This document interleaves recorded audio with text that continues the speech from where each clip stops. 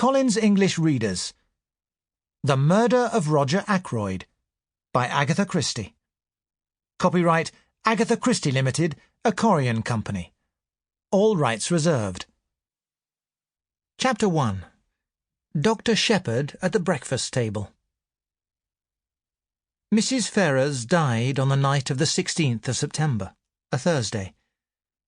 I was sent for at 8 o'clock on the Friday morning, and a few minutes after 9 I reached home again. "Is that you, James?" my sister Caroline called. "Come and get your breakfast." I walked into the dining room. "You've had an early call?" "Yes," I said. "King's Paddock, Mrs. Ferrers." "I know. Annie told me." Annie is our maid. "Well?" my sister demanded. "A sad business. She must have died in her sleep." "I know," said my sister again. "I didn't know myself until I got there. If Annie knows, it was the milkman who told me. The Ferrers' cook told him. What did she die of?" "She died of an overdose of veronal. She's been taking it for sleeplessness. She must have taken too much." "No," said Caroline. "She took it on purpose. I told you she poisoned her husband, and ever since she's been haunted by what she did." I told Caroline that her whole idea was nonsense. "Nonsense?" said Caroline. "I'm sure she's left a letter confessing everything." "She didn't leave a letter," I said sharply. "Oh," said Caroline. "So you did inquire about that, did you?" Chapter 2. Who's Who in King's Abbot. There are only two houses of any importance in King's Abbot.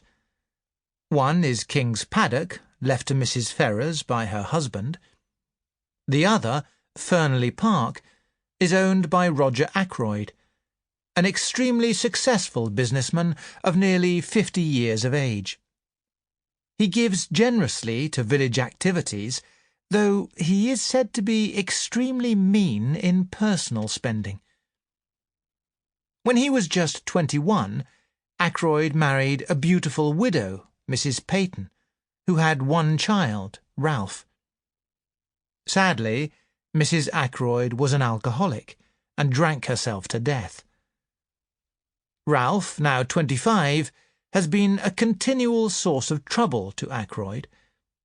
However, we are all very fond of Ralph in King's Abbot. After her husband's death, Ackroyd and Mrs. Ferrers were always seen together, and it was thought that at the end of a period of mourning, Mrs. Ferrers would become Mrs. Roger Ackroyd.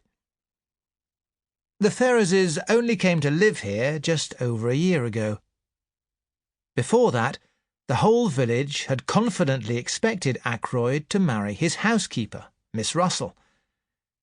At the same time, his widowed sister-in-law, Mrs. Cecil Ackroyd, with her daughter, came to stay with Ackroyd, and she certainly disapproved of him marrying his housekeeper. I went on my round, my thoughts returning to Mrs. Ferrers' death. I had last seen her only yesterday, walking with Ralph Peyton. I had been very surprised to see him.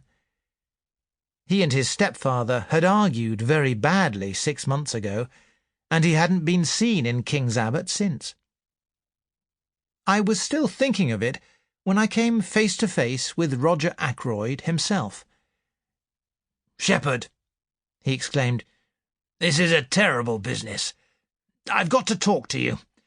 Can you come back with me now?"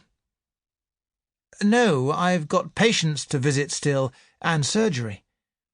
"Then come for dinner tonight, at 7:30. Damn, here's old Miss Gannett coming. I don't want to have to talk to her. See you tonight, Shepherd."